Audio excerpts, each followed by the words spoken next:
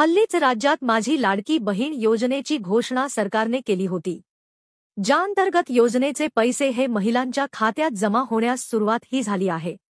ज्यानंतर सांगलीतील एका महिलेने याबद्दल कृतज्ञता व्यक्त करण्यासाठी मुख्यमंत्री एकनाथ शिंदे यांना भेटवस्तू दिली।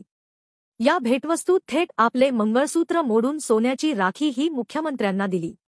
स्टेला दास सकटे असे या महिलेचे नाव।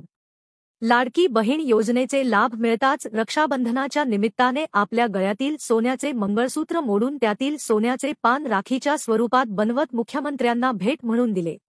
सांगली जिल्हाधिकारी कार्यालयात अर्धे तोळे सोन्याची राखी सुपूर्द केली।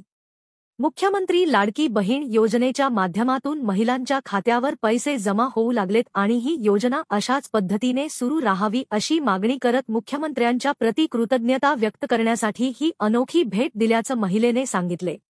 मुख्यमंत्री एकनाथजी शिंदे यांनी लाडक्या बहिणीसाठी जी योजना सुरू केली आहे ती योजनेचा लाभ मला सुद्धा मिळालेला आणि इतर महिलांना सुद्धा मिळालेला आहे आणि इथून पुढे देखील हा लाभ इतरांना मिळावा आणि अशीच योजना सुरू ठेवावी अशी माझी मागणी आहे। आणि मी मुख्यमंत्र्यांना माझ्या मंगळसूत्राची राखी बनवून मी पाठवत आहे आणि कलेक्टर ऑफिसला मी आता आलेलो आहे आणि कलेक्टर ऑफिसतर्फे मी पाठवत आहे मुख्यमंत्र्यांना राखी। किती ग्रॅमचं काय अर्ध्या तोळ्याची।